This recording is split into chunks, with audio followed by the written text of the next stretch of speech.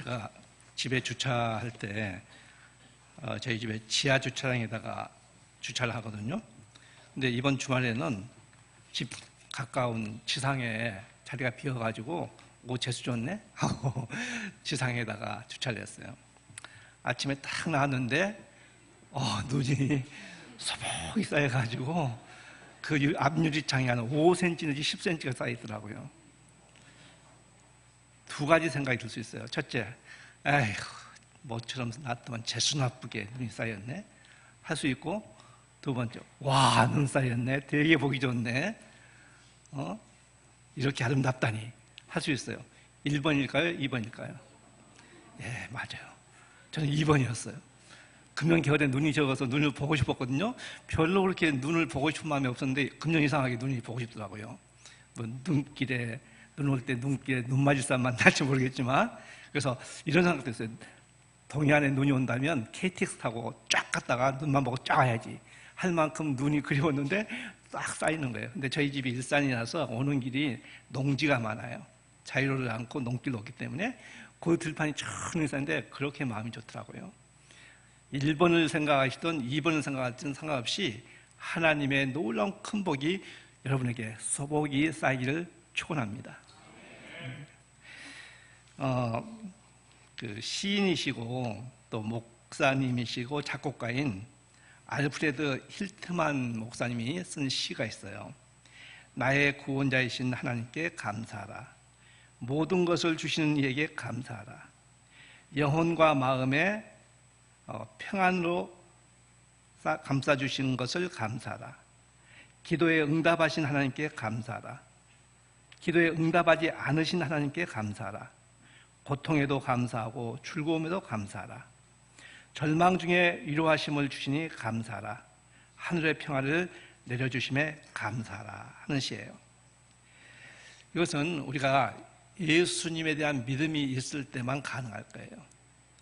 우리가 우리 마음을 지키기 위해서 필요한 것이 있어요.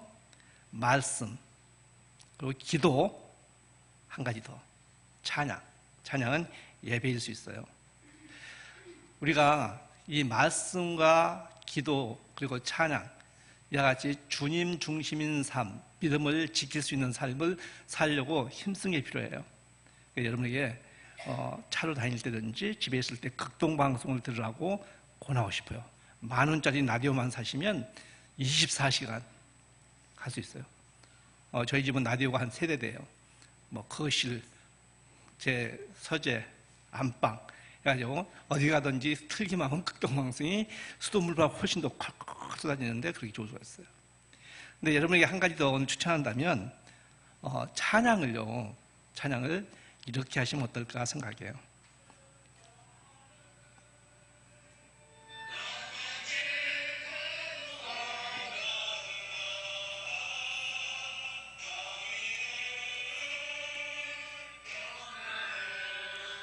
아시겠어요? 아마 제가 핸드폰 갖고 막 뭐해서 제 옆자리에 계신 분이 저 사람 왜 이렇게 핸드폰을 외배시에 보내실지 모르겠지만 방구리에 찬양한 거 녹음해 놓은 거예요. 근데 저는 자주 말씀드리지만 정말 우리 교회의 찬양이 생동감이 있어요. 그래서 여러분이 찬양할 때 딱 녹음을 틀어놓고 보니까 한 20분 가까이 됐는데 녹음을 그냥 받았다가 그냥 시간 된 대로 이렇게 하면 딴 찬양 들을 때보다도 훨씬 더 생동감 있고 생기 있는 찬양을 들을 수 있어요. 그래서 말씀과 기도와 찬양으로 우리 믿음을 지켜나가는 게 필요해요. 다시 얘기지만 찬양 예배이기 때문에 특히 우리 교회에서는 그 찬양할 때 주심에 대해서 감사하잖아요. 예배라는 것은 감사를 드리는 거지 무엇을 주옵소서 하는 게 아니니까.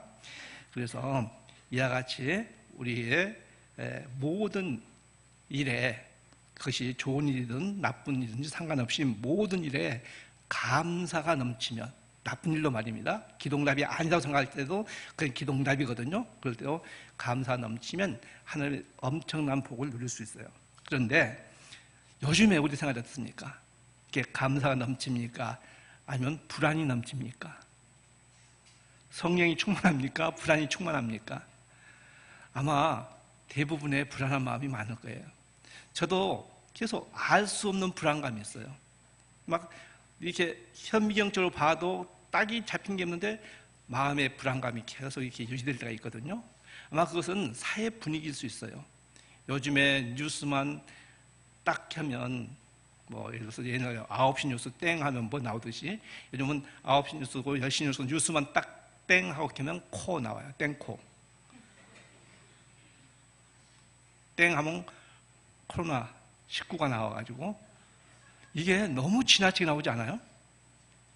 그래서 WHO에서도 너무 지나치게 하지 마라 하는데 완전히 뭐 뉴스감이 없어서 그런가? 하여간 너무 막 심하게 나오니까 알 수 없는 공포감을 가지고 있는 거예요. 우리 크리스천들에게도 그것이 엄습할 때가 있어요. 그거 말고도 알 수 없는 불안감이 계속 있어요. 근데 그것은 감사가 넘치지 않기 때문인 것을 알아야 돼요. 다시 해서 믿음이 우리 마음을 지배하지 않기 때문에 그렇습니다. 믿음이 뭡니까? 믿는 마음이에요. 믿는 마음이 믿음인데 그렇게 되리라고 여기고서 의심하지 않는 마음, 그렇게 되리라고 믿으면서 여기면서 의심하지 않는 마음이 믿음이에요. 바로 그 같은 믿음이 우리에게 필요합니다. 히브리서 11장 1절을 보시면 믿음은 바라는 것들의 실상이요 보지 못하는 것들의 증거다 되어 있어요. 풀어서 얘기한다면 믿음은 앞날에 대한 소망이고, 앞날에 대한 소망, 이게 믿음이에요. 그리고 기대이고, 앞날에 대한 기대이고 아직 보지 못하던 것들의 증거다 하는 겁니다. 바로 우리에게는 이 믿음이 있다면 앞날에 대한 기대감을 갖고 살 수 있어요. 소망이 없는 게 아니라 소망이 더 견고하게 돼요. 지금 어떠한 형편인지 상관없이 견고하게 됩니다. 세상에는 두 부류의 사람으로 나눌 수가 있어요. 예수님에 대한 믿음이 있는 사람, 예수님에 대한 믿음이 없는 사람. 이게 있는 사람, 없는 사람 차이, 글자 하나 차이인데요. 이건 엄청난 차이예요. 주님은 예수님은 믿든 안 믿든 간에 비를 내려주시고 또 햇빛을 주시고 모든 걸 똑같이 일반적으로 은총을 베풀어 주세요. 그렇지만 영원한 것은 그렇지 않아요. 일반적인 은총을 받지만 예수 믿지 않는 사람은 소망이 없어요. 하나님의 보호하심에서 제외될 수가 있어요. 그리고 하나님의 큰 복을 누릴 수가 없어요. 하나님 우리에게 복 주시기를 원하시거든요.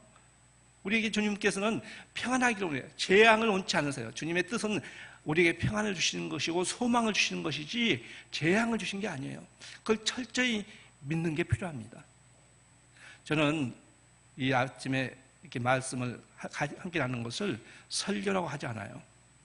저는 여러분과 이 말씀을 나눈다고 얘기해요. 제가 체험한 하나님을 나누는 거예요. 설교도 듣지 마세요. 같은 그리스도 안에서 형제 자매로서 제가 체험한 하나님을 나누는 거예요. 말씀을 나누고 있는 거예요. 그래서 이와 같이 하나님께서 우리에게 주신 것은 소망입니다. 평안이에요. 재앙이 아니라고 성경은 에레미야서에서 말씀하고 있어요. 그런데 그런 소망이 믿음이 없는 사람에게는 없다는 거죠. 그런데 이것은 별거 아니에요. 죽은 다음에는 엄청난 차이가 있어요. 이 단어 하나 차이, 글자 하나 차이가 엄청난 차이가 있어요.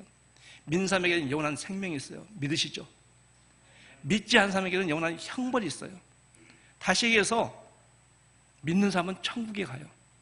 믿지 않는 사람은 지옥에 가요. 지옥의 그 비참한 것은 이 세상의 비참함과 비교할 수가 없어요. 그러니까 사람들이 이 세상에 어려운 일이 있을 때 지옥 같다 했는데 그 어려움과는 비교가 안 됩니다. 어떤 사람이 천국에 갈 수 있을까요? 어떻게 하면 믿음이 있는 사람이 될까요? 간단해요.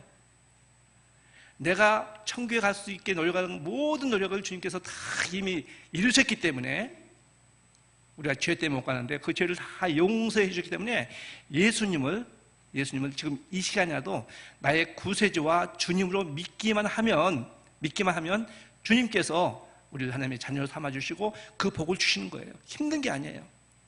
뭐 1, 2, 3, 4 이런 게 아닙니다. 뭐 고통을 당해야 되고 또 막 이런 게 아닙니다. 은혜입니다. 이 구원은 대가가 아니에요. 보상이 아니에요. 은혜예요. 값없이 주는 거. 내가 한 일이 없지만 주는 거예요.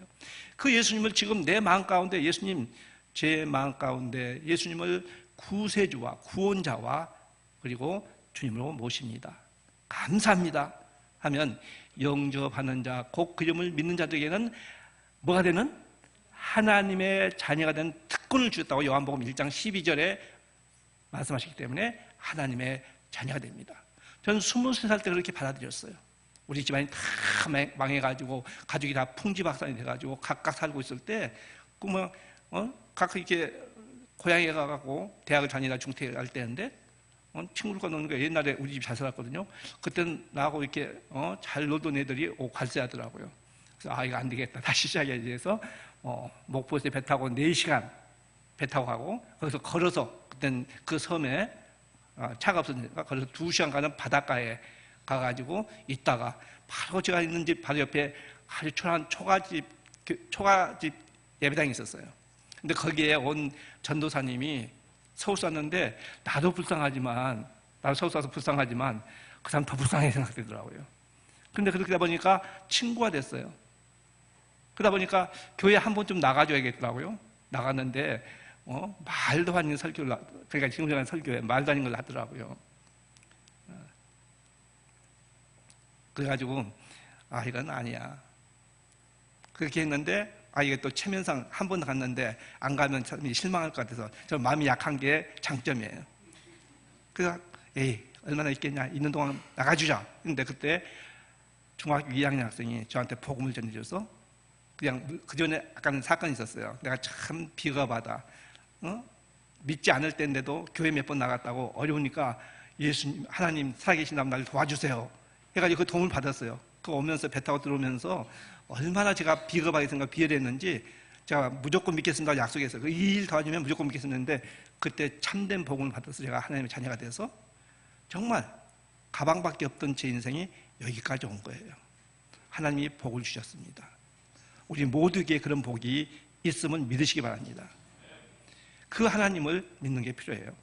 그래서 예수를 믿는 사람과 예수님에 대한 믿음이 있는 사람과 없는 사람을 나눠줍니다. 두 가지로 나눠져요. 그 믿음이 없는 사람은 이렇게 비참하기 때문에 당장 믿음이 있는 쪽으로 오시면 좋습니다. 그런데 믿음이 있는 사람에게도 두 종류로 바뀌어져요.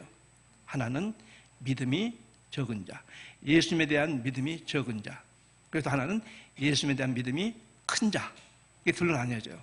오늘 설교 제목이 믿음이 적은 자와 믿음이 큰 자예요. 한 3주 전에 성령께서 주님 이제 2월 달에 늘 푸른 게 내가 좋아하는 늘 푸른 게가 있는데 어떤 말씀을 나눌까요 했더만 딱 이 말씀을 마음에 갖게 하더라고요. 그래서 고심을 했는데 준비를 해서 오게 됐는데 바로 믿음이 적은 자와 믿음이 큰 자예요. 근데 성경에 보면 믿음이 적은 자와 큰 자에 대해서 나오고 있습니다. 우리는 여기에서 몇 가지 경우를 찾아보겠는데요. 거기에서 어떤 이유 때문에 내가 지금 믿음이 적어져 있는가, 어떤 이유 때문인가, 나 자신을 발견해야 되겠습니다. 오늘 말씀을 통해서 그와 같은 나 자신을 믿음이 적은 자면 적은, 믿음이 큰 자면 큰 그 이유를 발견할 수 있기를 축원합니다. 오늘 성경을 좀 많이 찾아요. 단단하게 그렇게 하셔서 찾아주시기 바랍니다. 먼저 이 믿음이 적은 자에 대해서 주님께서 하신 말씀인데 마태복음 6장 25절부터 34절까지의 말씀입니다. 자, 일단은 찾아주세요. 마태복음 6장. 제가 지난 금요일 날 안과에 갔다 왔어요. 와, 안과에 손님이 그렇게 많을 줄 몰랐어요. 환자 손님이 아니라 바글바글 하더라고요. 한나절 다 걸려서 눈에 좀 문제가 있다 해가지고 했는데 이 동공 한쪽에 구멍이 뚫렸대요. 그래서 이 동공이 숨을 쉬고 싶어서 구멍을 뚫는 거였는데 이게 잘못하면 큰 사고 난다고 내조 수술을 했어요. 그리고 그 외에도 딴 것 때문에 뭐 백내장 뭐 이런 것 때문에 갔는데 그 다음에 이제 3개월 후에 보기로 하고 있는데 그 다음에 눈이 잘 보는데 어렵더라고요.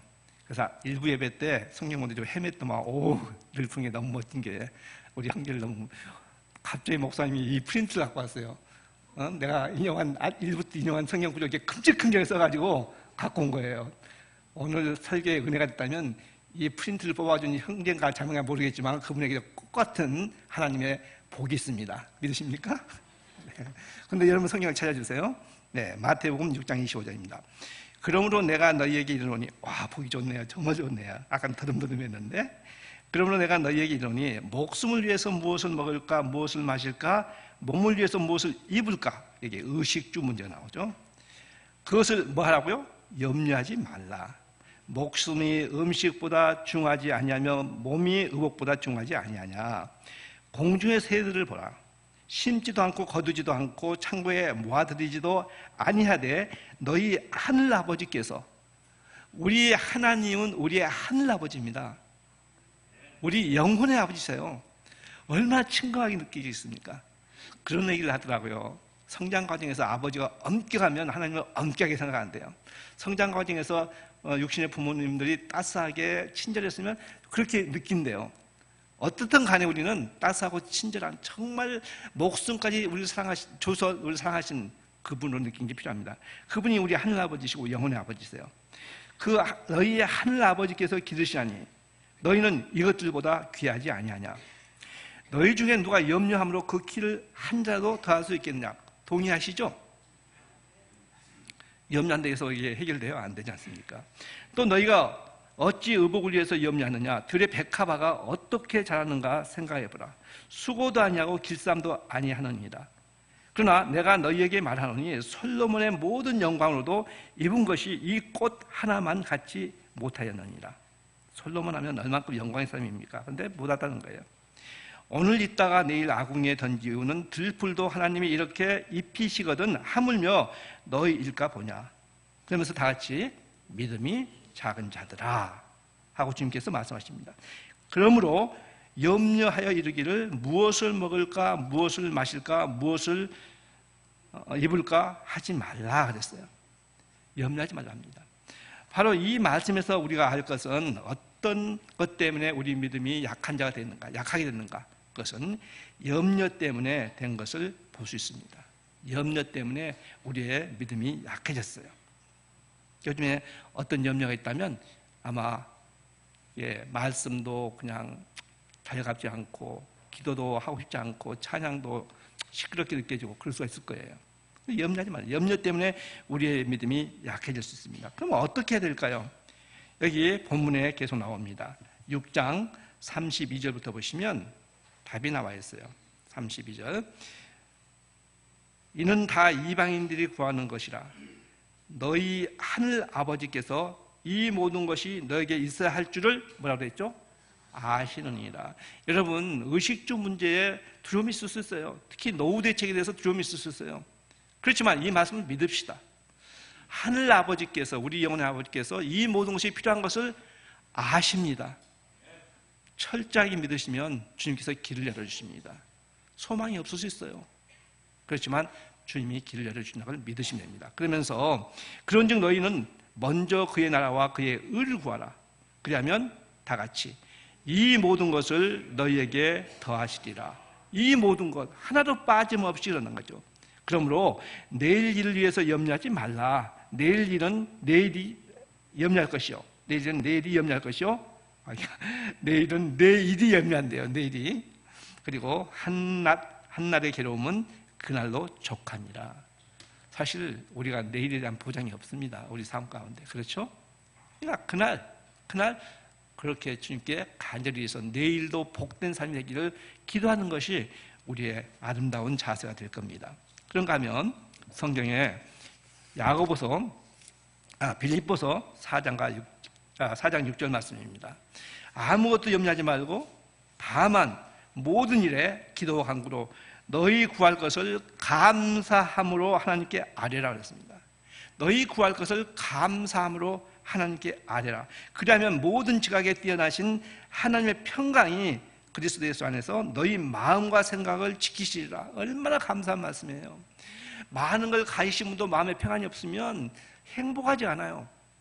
없으면 더 행복하지 않을 수 있는데, 가진 것이 없어도 행복한 삶은 바로 이와 같이 하나님께 아뢰는 삶, 감사함으로 하나님께 아뢰는 삶입니다. 그래서 주님께서 그 마음과 생각을 지켜주기 때문에 가진 것과 상관없이 행복하게 사는 거예요. 바로 우리 크리스천들의 얼만큼 큰 혜택입니까? 하나님을 믿는 사람에게 얼만큼 큰 혜택입니까? 이런 혜택이 우리에 있다는 거죠. 여기 보면 감사함으로, 너희 구할 것을 감사함으로 하나님께 아뢰라 그랬습니다. 제가 지난번에 왔을 때 이 말씀을 강조한 것 같은데, 제가 너무 은혜가 돼서 지금 몇 달째 그 말씀을 자주 마음에 묵상하면서, 마음에 새겨서 묵상하면서 활용해요, 인용해요. 디모데전서 4장 4절, 꼭 이 말씀을 암송하시면 좋을 것 같아요. 하나님이 지으신 모든 것은 선하다 악하다? 선하매. 일단 첫 번째, 하나님이 지으신 모든 것은 선하매. 그러니까 하나님이 우주 만물을 창조하신 걸 얼만큼 질서 있게 창조하셨습니까? 선하다는 거예요. 뉴욕타임스에 그런 기사 나왔어요. 과학이 하나님께 이끈다. 과학이 하나님께 이끈다. 뭐냐면 과학자들이요, 깊이 연구하면 도저히 하나님을 대입하지 않고는 풀 수 없대요. 근데 하나님을 딱 대입시키면 풀린대요. 그래서 많은 과학자들이 결국 깊은 연구를 하다가 하나님을 믿게 된대요. 과학이 하나님께로 이끈다 하는 기사인데, 바로 우리가 하나님이 지으신 우주 만물 얼마큼 질서 있게 운영됩니까? 여기서 하나님 느낄 수 있을 거죠. 그런데 지으신 것이 선함인 것은 이 우주 만물만 질서 있게 해서 선한 게 아니라 우리의 삶도 지으신다는 거죠. 오늘 우리의 삶 아직 안 된 것은 하나님이 지으십니다. 오늘 우리가 예배드린 거 하나님이 지으신 거예요. 오늘 끝난 다음에 여러분이 어떤 음식을 먹는 것도 하나님이 지으신 거고, 이 모든 것이 다 선하다고 하는 것을 믿으시기 바랍니다. 근데 이 선한 것을 알 수 있는 방법이 있어요. 두 번째로, 하나님이 지으신 모든 것을 선함에 두 번째, 감사함으로 받으면 그랬어요. 우리에게 일어난 안 좋은 일은 우리가 감사하지 않을 때가 있어요. 그러나 그것도 감사함으로 받으라는 거죠. 우리는 장미꽃에 감사하지만 가시꽃에는 감사하지 않을 때가 있어요. 같은 줄기지만 가시에 대해서는 감사 않을 때가 있어요. 그러나 가시에 대해서 감사라는 거죠. 왜냐하면 그 가시를 통해서 장미꽃보다 더 화려한 인생을 우리 주님께서 줄 수 있기 때문에 하라는 거예요. 그래서 성경은 범사에 감사다, 이것이 하나님의 뜻이니라 그랬어요.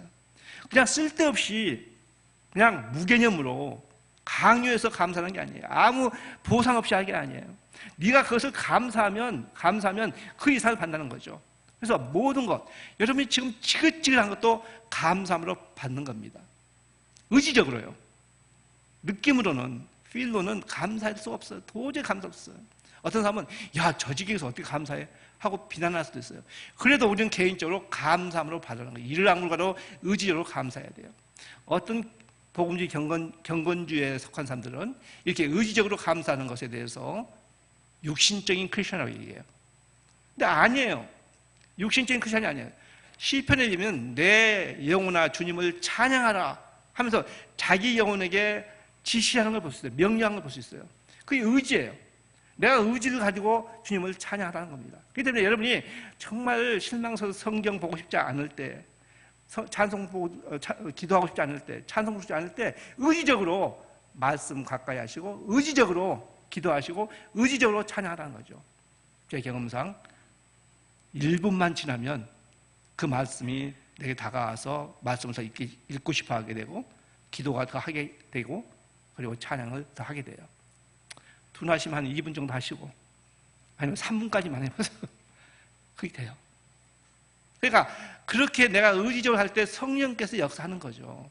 예배도 마찬가지예요. 정말 찌뿌둥하고 몸이 하는데, 야, 내가 이 예배 왔다, 내가 이렇게 걸어올 수 있는 것만 해도 얼만큼 좋냐. 오늘 눈은, 이렇게 교회 갔는데 눈이 와.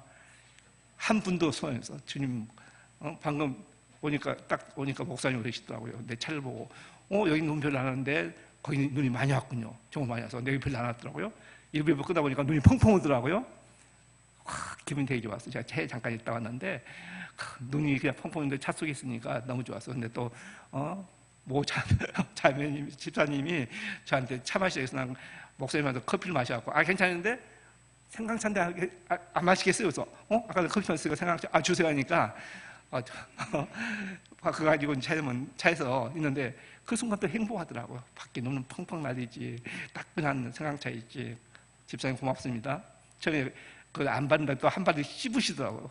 안 잡수신다고 하는데 얼마나 고마운지, 다 쓸모가 있습니다 했는데 얼마나 좋아요. 여러분, 조그만 친절이 인생을 바꿉니다. 저 얘기할 때 임보라 전사님이 몇 달 전에 저한테 커피 마시고 분다 뛰어갖고 분들이 김효연 목사님 어디 딴 교회 갔을 때 제가 왔을 때 목사님 안 계셔서 커피도 못 마시는데 딱 차에 넣으니까 아이스 커피를 주셨어요.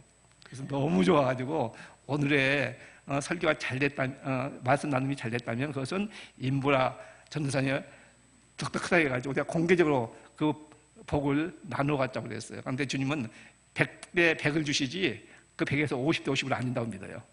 그만큼 풍성한 주님이시니까 믿으시죠? 우리가 마찬가지예요.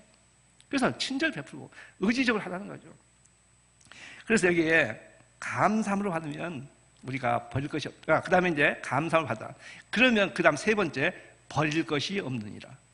바로 그 아픈 경험, 불행한 생각이 다 오히려 더 좋아지기 때문에 재앙이 변해서 큰 복이 되기 때문에 버릴 것이 하나도 없는 거예요. 다시 얘기해서 얘기한다면 지금 여러분의 그 아픔이 결국은 좋은 걸 주시는 하나의 지름길인 것을 믿으시기 바랍니다. 우리의 시련을 주실 때인데 그 시련은요 고통이 아니에요. 시련을 받을 때마다 하나님이 나를 훈련시키시구나. 왜? 하나님이 크게 쓰시기 위해서. 여러분 하나님께 쓰임 받는 것만큼 큰 보람과 행복은 없습니다.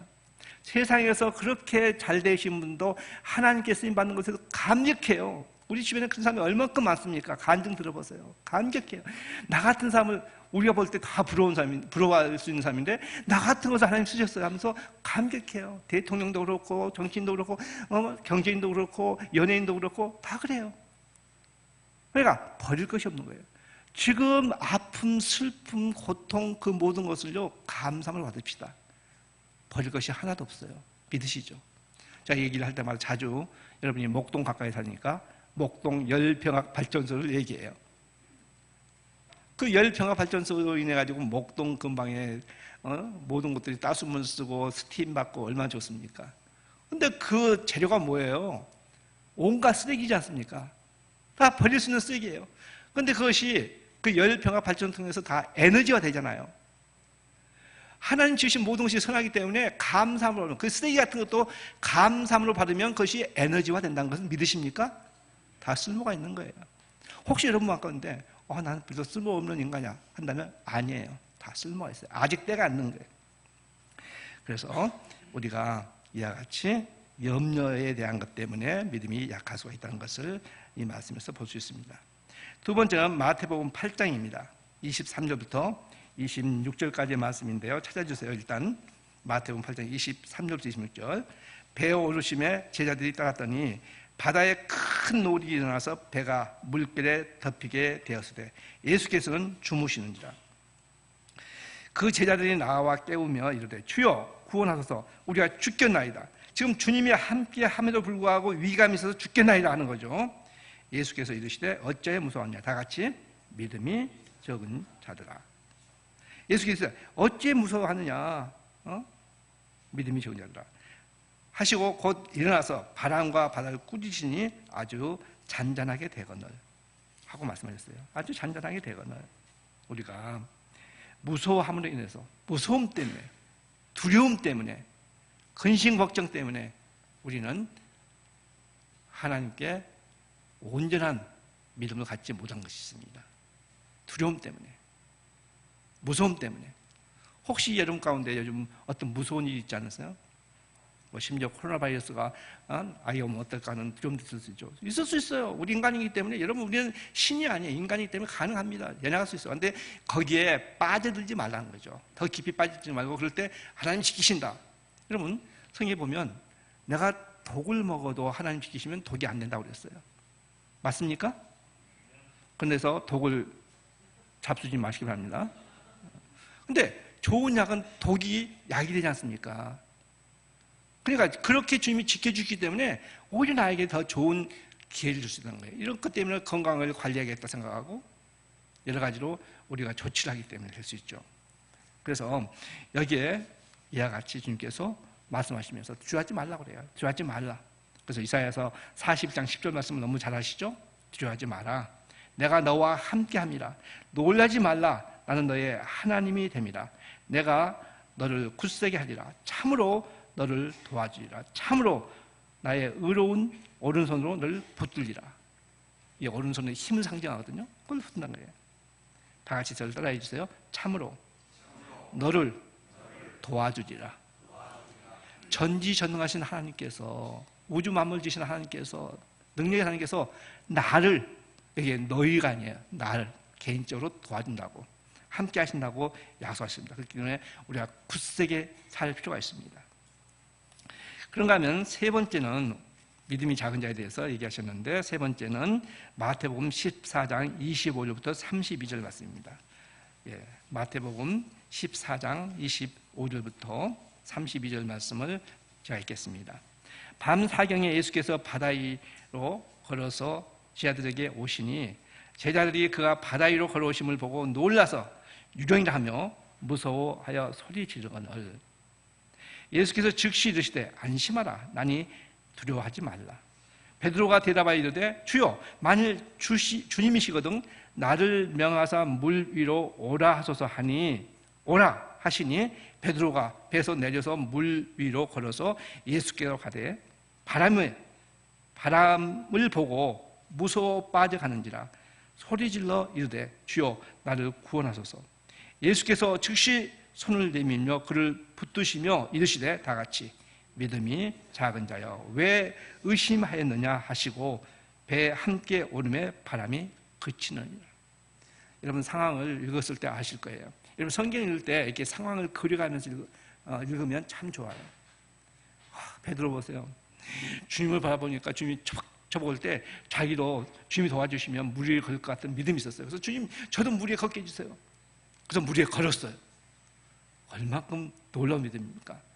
그러면 계속 주님을 바라보고 걷고 있는데 갑자기 바람이 더 강하게 불어나와요. 휙 부니까 주님을 바라보다가 갑자기 바람을 본 거예요. 바람을 보니까 파도가 막 치는 거거든요. 갑자기 두려워졌어요. 그러더만 물에 퐁당빵 빠진 거예요. 그래서 보고 주님이 얼른 오셔서 손을 내밉니다. 그리고 믿음이 작은 자야 왜 의심하느냐 하면서 건져 올리십니다.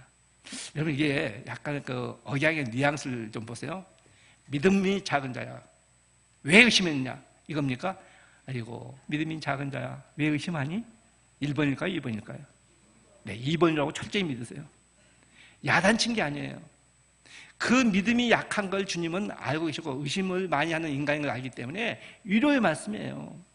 야단치 아니에요. 얘야, 아이고 왜 이렇게 의심했니?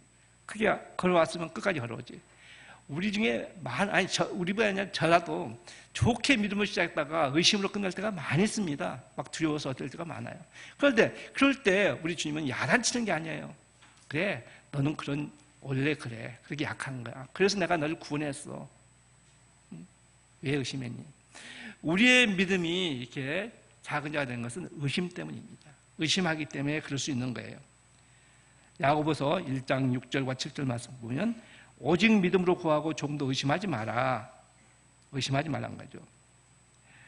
의심한 자는 마치 바람에 물려 요동하는 바닷물길 같으니 이런 사람은 무엇이든지 주께 얻기를 생각하지 말라 그랬습니다.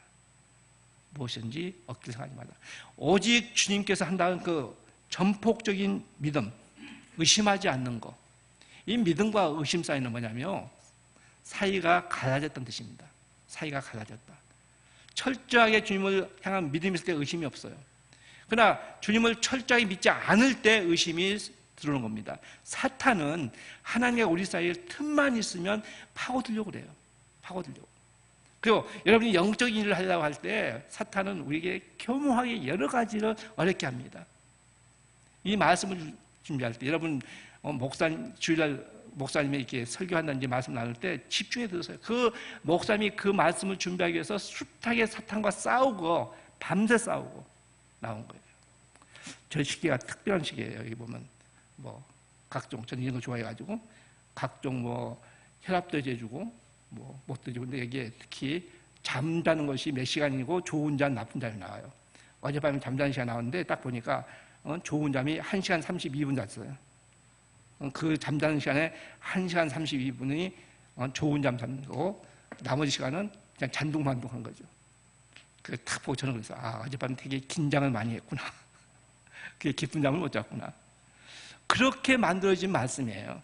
그러면 여러분이 주일 와서 예배드릴 때 말씀을 경청해서 뭔가 여기서 잡아갖고 와야 돼 하는 마음으로 경청하면 그렇게 하는 분에게 복이 있습니다. 믿으십니까?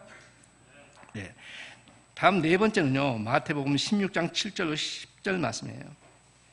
제자들이 서로 의논하여 이르되 우리가 떡을 가져오지 아니하였도다 하거늘 예수께서 아시고 이르시되 믿음이 작은 자들아 어찌에 떡이 없으므로 서로 논의하느냐 너희가 아직도 깨닫지 못하느냐 떡 5개로 5,000명을 먹이고 주운 것이 몇 바구니며 떡 7개로 4,000명을 먹이고 주운 것이 몇 광줄이었는지 기억하지 못하느냐.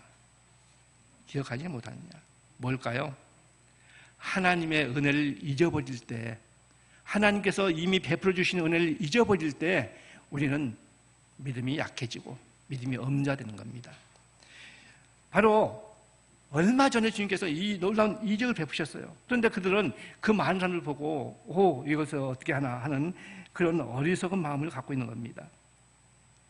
주님께서 베푸신 일들을 기억하는 게 필요합니다. 생각해 보세요. 오늘 우리가 여기 있다고 하는 것은 주님께서 그만큼 은혜를 베풀었기 때문에 오신 거예요. 맞습니까? 오늘 아침에 여기 온 것만 해도 어디입니까? 예? 걸어서 오셨죠? 물론 차 타고도 오셨지만 이렇게 걷는 거. 이렇게 걸을 수 있는 것이 얼마만큼 큰 복이에요. 이게 걸을 수 없어가지고 재활 훈련으로 힘들게 땀을 뻘뻘 흘리면서 한 발짝을 떼기 위해서 고생한 분이 얼마나 많이 있습니까? 여러분이 삶에 의욕이 없으면요, 재래시장 가보세요. 그 시장에 가면 생존 경쟁에서 살려고 얼만큼 사람들이 노력합니까? 그걸 보면 사람들이 노력하는 걸 보면 나도 노력하겠다는 의식이 생기는 거예요. 바로 이와 같이 주님께서 베푸신 은혜를 생각하는 거죠. 그러면 보다 보면 걸음마다 감사가 넘칠 겁니다. 감사가 넘치면 주님은 더 큰 감사하기 위해서 더 좋은 걸, 더 많은 걸 준 걸 믿으십니까? 걸음마다 감사한 거예요. 주님 이렇게 걸을 수 있게 해주셔서 감사합니다. 점심 먹고 나서 주님 꼭꼭 씹을 수 있게 이를 튼튼하게 해주신 것을 감사합니다. 삼키면 소화가 잘 되게 해준 것을 감사합니다. 좀 미안하지만 배변도 잘 된 것을 너무 감사합니다. 변비 있는 분들은 충분히 이해하실 거예요. 공감하실 거예요. 내가 이렇게 숨을 쉴 수 있는 거 감사합니다. 눈을 보고 아름다움을 느끼게 해주셔서 감사합니다. 그랬더니 일부 설교 끝나고 하니까 우리 장영희 집사님이 가면서 뭐라 하시는데 잘못 들어서 예? 그러니까 아직도 동심이 있군요. 그러시죠. 동심. 좋은 단어였어요. 저 아직도 동심이 있어요. 얼마나 감사해요.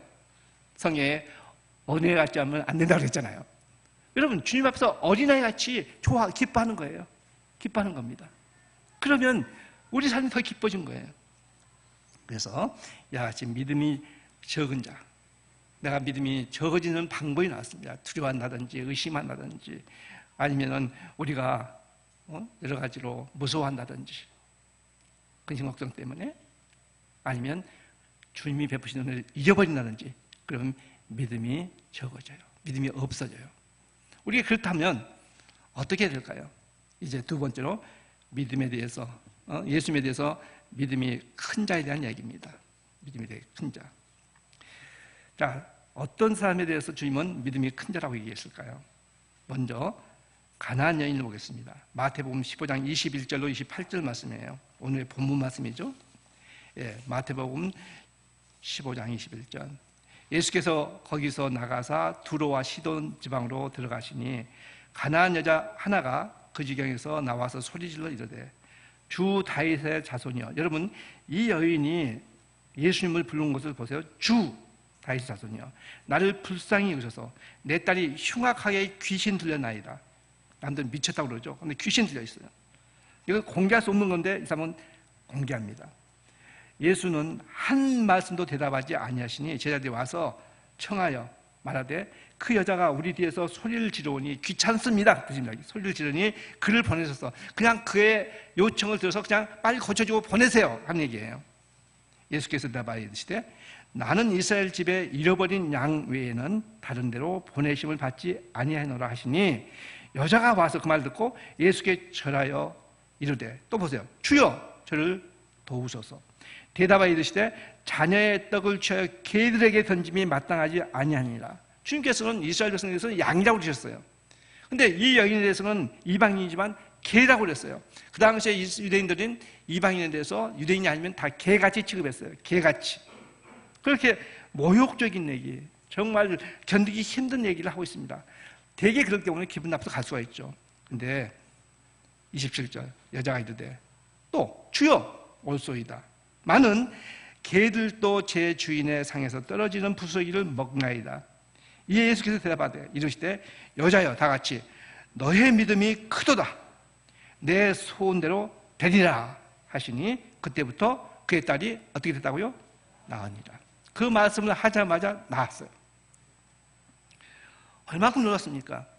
이 여인은요, 그렇게 많은 사람들이 질타하고 주님께서 정말 은혜로운 주님께서 어떻게 이럴 수가 있나 할 만큼 어려운 그런 말씀을 하고 있습니다. 아주 무시하고 모욕적인 비난을 하고 있습니다. 그럼에도 불구하고 그는 끝까지 끈질기게 그같이 주님께 주님한테 누가 가르치지 않았어. 주님이라고 하고 있어요. 선생이 아니라 주님 하면서 제가 처음에 시작할 때 했죠. 우리 마음 가운데 예수님을 구세주와 주님으로 영접하자고. 바로 그겁니다. 우리의 구원자일 뿐만 아니라 우리의 모든 것 생사화복을 주관하시는 주님으로 믿을 때 우리의 삶은 내가 설계한 것보다 훨씬 더 멋진 삶이 되는 겁니다. 근데 이 여인은 그걸 알고 있었어요. 어떤 걸로 알고 있습니까? 그 여인은 그 마음 가운데 주님은 틀림없이 내 문제를 해결해 준다고 하는 것이 마음에 꽉 차 있었어요. 조금도 빈틈없이 주님만이 이 문제를 해결하는 것을 믿고 있었습니다. 마음이 꽉 차 있었어요. 그런데 여기 한 가지 기억할 게 있습니다. 우리는 믿음이 크다 할 때 어떻게 생각합니까? 주로 그 사람이 교회에서 뭔가 봉사활동을 많이 하면 믿음이 크다 생각할 수 있어요. 그 사람이 교회에 어떤 큰 것을 잘 해놓으면 믿음이 크다 할 수 있어요. 그 사람이 헌금을 많이 하면 믿음이 크다 할 수 있습니다. 그런가 하면 성경 공부를 많이 해서 성경을 많이 알면 믿음이 크다고 그랬어요. 여러분 성경 공부를 많이 하는 거 좋습니다만은 머리로 하면 안 돼요. 그건 이성적으로 했기 때문에 나중에 그것을 잘못 쓰면 이성주의가 돼가지고 믿음이 떨어질 수가 있습니다. 그러면 성경 공부 안 해야겠네? 1000만 원 맞어. 해야 돼요. 주님을 알아갈수록 더 큰 걸 경험할 수 있기 때문에 그럼 어떻게? 마음으로 해야 돼요. 그 말씀을 적용하려고 해요. 그 말씀에서 주님을 찾아야 돼요. 그걸 암송하면 암송 끝난 게 아니라 그 마음으로 주님을 찾아야 돼요. 저는 자주 내 영혼아 어찌해서 내 속에서 낙심하며 불안해하는가? 너는 하나님을 바라라. 그의 도우심으로 인해서 오히려 찬송하리라는 말씀을 자주 마음에 묵상해요. 마음에 낙심되고 불안할 때가 많이 있기 때문에 그 말씀을 자주 인용해요. 근데 그 말씀은 머리로 하는 게 아니라 마음으로 해요. 그러면서 너는 하나님을 바라라 할 때 묵상합니다. 하나님은 어떤 분이신가? 여러분 하나님은 우리에게 어떤 분이십니까? 그분은 우리에게 약속한 걸 지키시는 분이에요. 그리고 우리를 눈동자처럼 지켜주신 분이에요. 눈동자. 오늘 이 눈동자처럼 지키는 것은 제가 너무 실감이 나요. 제가 전에 온 걸 이렇게 들고, 메모를 이렇게 들고 한 적이 별로 없을 거예요. 예, 안 보여 이렇게 하는 거예요. 얼마나 눈동자가 중요합니까? 그런가 하면 끊임없이 계속 우리를 지켜주시고 분명하고 확실하게 지켜주시고 만족스럽게 지켜주신 것을 믿으십니까? 그분이요. 그분이 하기 때문에 그 사람은 다시 말씀드리지만 그렇게 큰 우리가 생각하는 어떤 그게 없었어도 내 믿음이 크도다 했습니다. 믿음은요 아주 중요한 말입니다. 사이즈, 크기가 아니에요. 그럼 뭘까요? 관계예요. 하나님과 나와의 관계에 의해서 큰 믿음이 될 수 있고 적은 믿음이 될 수 있어요.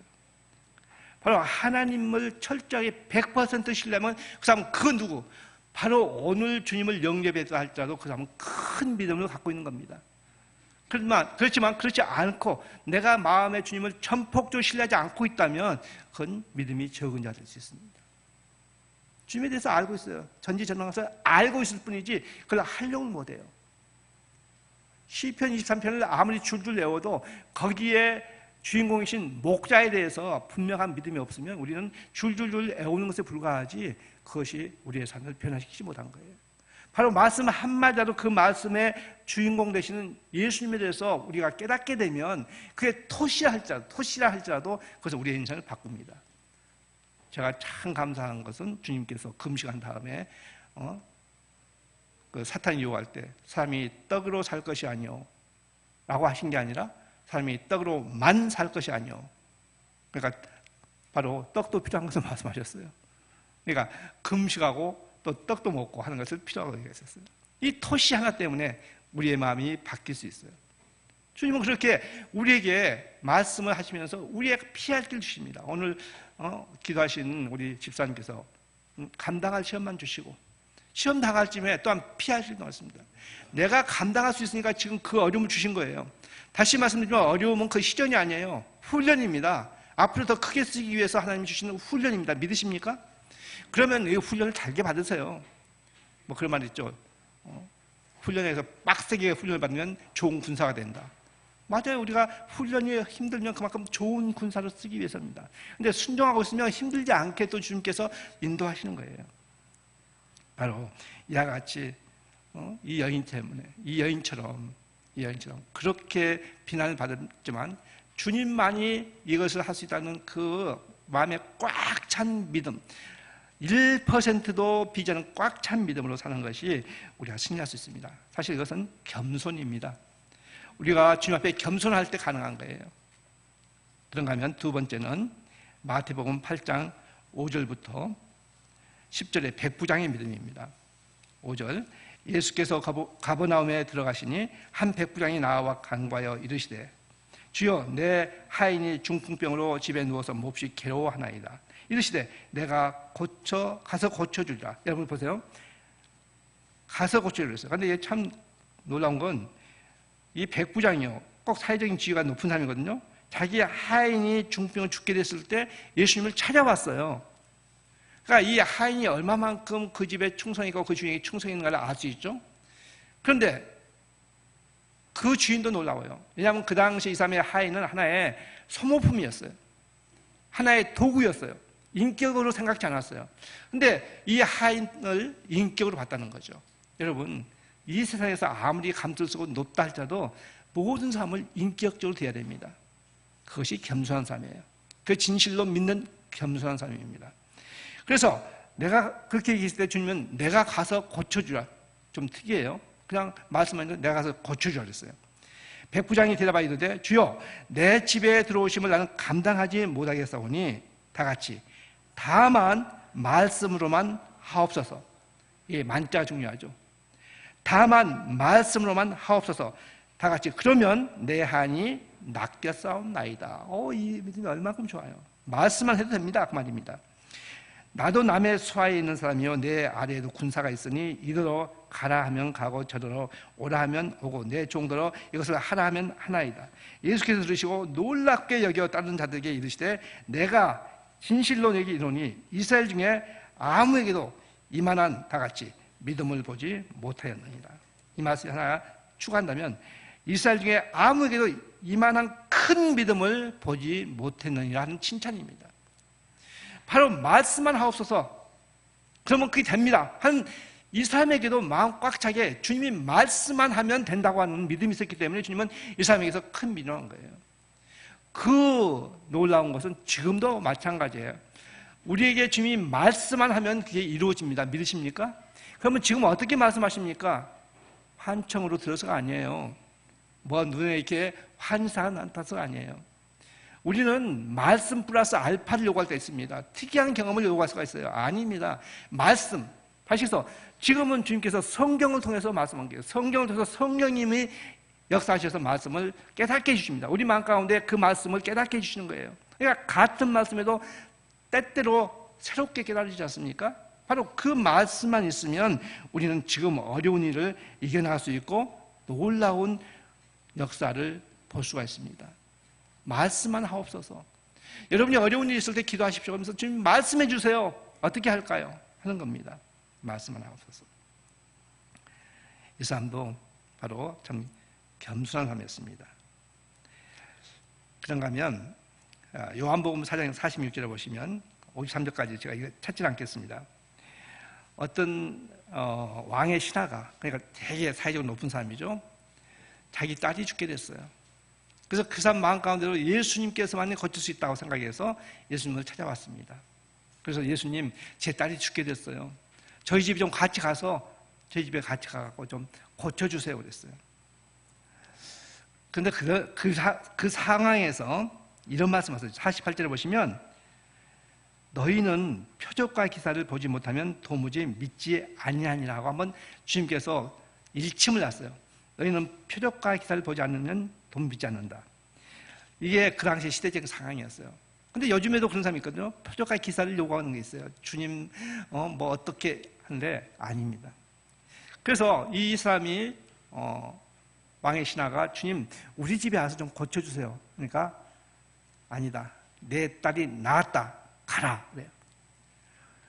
그러면 이 사람은 주님을 모시고 가고 어떻게 했든지 그 딸을 뭐 안수를 하든지 어떻게 하든지 간에 고치기를 기대하고 왔는데 그게 표적과 기사겠죠. 그냥 주님께서 그냥 내 딸이 나왔다 가라 하니까 아 그래요? 하고 두말하지 않고 집에 가요. 가니까는 그 하인이 쫓아서 주인이시여 딸이 다 나왔어요. 그때가 언제냐? 몇 시에 나왔습니다. 바로 그때가 주님이 가라 내 딸이 나왔다 하는 말씀하신 그 시간이었어요. 바로 말씀만 있으면 된다는 거죠. 맞습니까? 그러면 성경 말씀을 더 가까이 해야겠죠. 우리가 주님의 길을 원한다면 바로 그겁니다. 우리가 말씀 앞에 이와 같은 마음이 필요한 거예요. 여기 보면 가나안 여인도 그렇고 백부장도 그렇고 그리고 왕의 신하도 그렇고 공통점이 있습니다. 바로 겸손한 삶이에요. 그러면 어떤 사람이 겸손한 삶입니까? 하나님을 경외하는 삶이 겸손한 삶이에요. 이 사람들에게 하나님이 우리에게 보상을 약속합니다. 제가 자주 말씀드리지만 잠언 22장 4절 2 곱하기 2는 4라고 몇 번 암송하면 좋겠다고 말씀드렸는데 보세요. 겸손과 하나님을 경외하는 것의 보상은 첫째, 재물, 두 번째, 명예, 영예, 세 번째, 생명, 건강이니라. 이걸 보장하셨어요. 우리가 하나님을 경외하면 하나님을 경외하는 것이 지식의 근본인데 그렇게 하나님을 경외하면 그것이 겸손이고요. 하나님 아니면 냅니다는 겸손이죠. 그러면 하나님께서 우리가 이 땅에서 필요한 모든 것, 우리가 재물을 얻기 위해서 밤낮 잠 안 자고 수고합니다. 우리가 더 높은 자리에서 일하기 위해서 명예롭게 하기 위해서 이렇게 어떤 포지션을 위해서 얼마만큼 투자합니까? 그리고 내가 건강을 위해서 얼마만큼 챙겨 먹습니까? 그런데 이것을 이 3종 세트를 겸손한 사람에게 하나님을 경외하는 사람에게 준다고 했습니다. 믿으십니까? 네, 별로 안 믿으신 것 같아요. 다시 한번 믿으십니까? 그러면 하나님을 경외하는 것, 겸손한 사람이 되는 게 필요합니다. 어떤 심리학자, 현대 심리학자인데 롤로 메이가 왜 현대인들은 불안해하고 두려워하는가에 대해서 세 가지를 상실했기 때문에 두려워하고 불안한다고 했습니다. 첫 번째는 가치관의 상실, 자기의 가치를 몰라요. 두 번째는 자아인식의 상실, 자기가 누군지 몰라요. 하나님께 귀한 자녀인 거, 하나님께 지음받은 인간인 걸 몰라요. 자아인식의 상실. 그런가 하면 소통의 상실. 이 세 가지 상실 때문에 인간은 불안하고 외롭고 힘들고 두려워한다. 이렇게 얘기했어요. 근데 일리가 있는 말입니다. 요즘에 여러분 TV나 또 라디오 들으면 그 캠페인이 있어요. 어떤 꼬마가 문제는 듣지 않기 때문인 거예요. 경청하면 다 답이 있습니다. 그러거든요. 저는 그 캠페인을 광고를 들 때마다 공익 광고인데 들 때마다 맞아. 말씀 들으면 다 해답이 있어. 믿습니까? 네, 말씀 들으면 해답이 있어요. 지금 어려운 문제 있죠? 말씀 들으면 해답이 돼요. 그런데 이 세 가지가 우리에게 불안과 두려움을 주는 그런 원인이 있는데 맞습니다만 가장 중요한 게 있어요. 바로 현대인들은 하나님을 상실했기 때문에 불안하고 두려워하는 겁니다. 오늘 이 말씀이 그거예요. 하나님을 상실하지 말라는 거예요. 하나님을 더 가까이 하자는 겁니다. 하나님 중심으로 그분이 모든 문제를 다 해결한 것을 마음 꽉 차게 믿고 나가자는 겁니다. 그러면 전능하신 우주 만물을 만드신 하나님께서 우리를 충분히 역사에서 모든 복을 주시고 이겨나갈 수 있게 한다는 겁니다. 시간이 많이 갔군요. 아브라함의 견고한 믿음에 대해서 얘기를 못하겠는데요. 대신 제가 두 군데 성경을 찾겠습니다. 여러분 다 찾아주세요. 히브리서 11장 6절 말씀입니다. 히브리서 11장 6절 말씀 제가 읽겠습니다. 믿음이 없이는 하나님을 기쁘시게 못하나니 하나님께 나아간 자는 반드시 그가 계신 것과 그가 자기를 찾는 자들에게 상 주시는 이심을 믿어야 할지니라 그랬어요. 여러분, 하나님을 기쁘시게 하는 건 뭘까요? 가장 중요한 건 믿음이에요. 어떤 행동이 아니에요. 믿음도 동사죠. 그러나 그런 어떤 교회를 열심히 나간 것 중요합니다. 그리고 봉사한 거 중요해요. 다 중요해요. 헌금 많이 한 거 중요해요. 그게 쓸데없는 게 아니에요. 그것은 믿음의 표현이에요. 믿음 자체는 믿음에 대한 표현이에요. 중요한 건 믿음이에요. 그러니까 그럼 어떤 믿음이냐? 하나님 기뻐하시는 믿음이 어떤 믿음이 없이는 하나님 기쁘시게 못하는데 그럼 어떤 믿음이냐? 내가 나와 있어요. 하나님께 나아간 자는 반드시 그가 계신 것, 이게 반드시예요. 꼭 그분이 계신 것을 믿는 거예요. 우리가 하나님이 계신 것을 다 믿으실 거예요. 바로 믿으라는 거예요. 근데 두 번째, 그가 자기를 찾는 자들에게 상 주시는 이심을 믿어야 할지니라 그랬어요. 그분에게 무엇을 의지하면, 의탁하면 그분이 준다는 것을 믿어야 돼요. 그분의 존재만 믿는 게 아니라 어떻게 보면 하나님을 활용하는 법을 배워야 되는 겁니다. 믿음이란 말이 영어로 believe, trust 있는데 believe는 존재 자체를 얘기해요. 여기에 앞에서 얘기한 반드시 그가 계신 것을 믿는 것은 believe죠. 존재를 믿는 거니까. 근데 여기에 기도할 때 상 주시는 것을 믿는 것은 trust예요. 의지한 거예요. 우리가 하나님이 존재한 걸 믿고 그분을 전지전능하신 주님께 무엇을 구하는 것, 그것이 정상적인 믿음이고 그것이 좋은 믿음이에요. 그냥 하나님이 계신 걸 관념적으로 생각하는 게 아니라 그분은 마음속으로 계신 걸 믿으면서 이분이 내 문제를 해결해 줬다는 것을 철저히 믿고 기도하면 주님은 가장 좋은 때에 응답하신 것을 믿으시기 바랍니다. 그래서 오늘 제가 세 군데 말씀을 여러분에게 암송할 걸 제시하겠습니다. 잠언 22장 4절, 히브리서 11장 6절, 그리고 조금 이따 볼 건데 시편 18편 1절 3절인데요. 이 세 군데의 말씀을 암송하시면, 또 암송해서 내가 임보라 전선 때 얘기를 안 했는데 그냥 말씀드릴게요. 뭐 방법이 없으니까. 이 세 군데의 말씀을 제가 4월 달에 올 거 아니겠어요? 그 전에 암송하셔서 임보라 전선 앞에서 커닝하지 마시고 이걸 다 암송하시면 제가 5만 원에 상당하는 책 2권을 갖다 드리겠습니다. 칼라프라가 아주 좋은 책이에요. 엄청. 다 드릴게요. 애운 분들에게는. 잠언 22장 4절. 여러분 남녀노소 없이 외우시면 좋습니다. 그리고 히브리서 10장 6절. 그 다음에 다 같이 읽고 함께 합독하겠습니다. 시편입니다. 시편 18편입니다. 다 같이 읽어주세요. 18편 1절로 3절 말씀입니다. 천천히 다 같이 합독하겠습니다. 나의 힘이신 여호와여, 내가 주를 사랑하나이다. 여호와는 나의 반석이시오, 나의 요새시오, 나를 건지신 이시오, 나의 하나님이시오, 내가 그 안에 피할 나의 바위시오, 나의 방패시오, 나의 구원의 뿌리시오, 나의 산성이로다.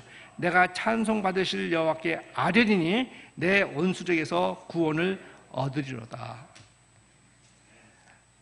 여러분, 아까 그 가나안 여인에게 이보다 더 큰 믿음이 아직 보지 못했다면서 가라, 내 소원대로 이루어지라 하고 말씀하셨어요. 바로 우리가 이와 같이 하나님을 철저히 믿고 있으면 우리의 소원대로 이루어진 것을 믿으시기 바랍니다. 이 복이 넘쳐서 정말 오늘 눈처럼 소복하게 하나님의 큰 복이 넘치기를 바랍니다. 그래서 하나님을 찬양할 수 있는 놀라운 삶이 되기를 주의 이름으로 축원합니다. 기도하겠습니다. 하나님 아버지, 우리가 얼마나 연약한 자인 것을 고백합니다. 주님, 오늘 믿음이 큰 자라고 주님께서 칭찬하는 이들의 믿음을 우리가 배워서 겸손하게 하나님을 경외하게 해주시고 주님이 약속하신 큰 복을 누릴 수 있게 해 주옵소서. 우리 성도를 일일이 기억해 주시어서 그들의 기도를 응답해 주시고 하나님이 주님이신 것을 고백하는 이들에게 큰 복을 내려 주옵소서. 그래서 날이 갈수록 주님을 섬기는 기쁨이 넘치게 해주시고 이것이 간증이 되어서 많은 사람에게 전도하는 놀라운 삶이 될 수 있게 은혜를 베풀어 주시옵소서. 예수님의 이름으로 감사하며 기도하옵나이다. 아멘.